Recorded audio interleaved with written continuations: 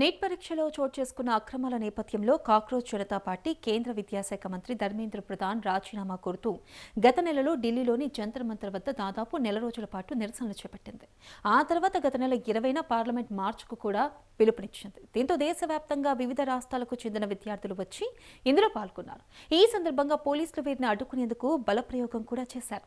ఇక ఆ తర్వాత కేంద్ర మంత్రి ధర్మేంద్ర ప్రధాన్ రాజీనామా చేశారు. దీంతో వివాదం సద్దుమణిగిందని అంతా అనుకున్నారు. కానీ ఇవాళ బిగ్ ట్విస్ట్ ఎదురైంది.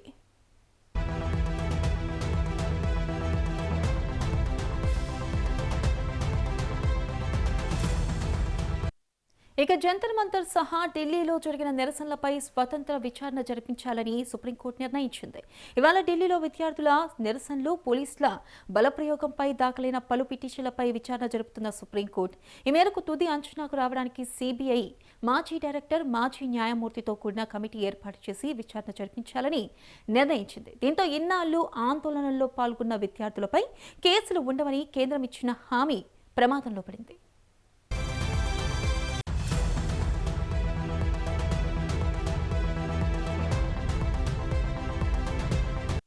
ఇక జంతర్ మంతర్ వద్ద విద్యార్థులు నిర్వహించిన నిరసనల వల్ల తలెత్తిన సమస్యలు, ఆరోపణలను పరిశీలించడానికి ఒక ఉన్నత స్థాయి కమిటీని ఏర్పాటు చేయనున్నట్లు సుప్రీంకోర్టు తెలిపింది. ఈ కమిటీలో ఎవరెవరు ఉండాలనే దానిపై సంబంధిత వర్గాలు, పిటిషనర్ల సూచనలను చేర్చిన తర్వాత రేపు తుది ఉత్తర్వులను విడుదల చేస్తామని పేర్కొంది.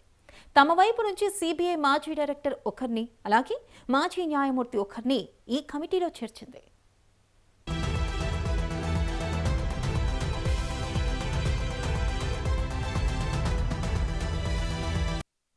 ఇక విద్యార్థుల నిరసన ప్రదర్శన, పోలీసుల చర్యలకు సంబంధించిన సీసీటీవీ ఫుటేజ్ ని ఈ కమిటీకి సమర్పిస్తామని, అలాగే ఢిల్లీ ఇతర ప్రాంతాల్లో జరిగిన నిరసన ప్రదర్శన సందర్భంగా మహిళా నిరసనకారులు లక్ష్యంగా చేసుకున్నారని వచ్చిన ఫిర్యాదులు, ఆరోపణలను కూడా ఈ కమిటీ పరిశీలిస్తుందని సుప్రీంకోర్టు తెలిపింది.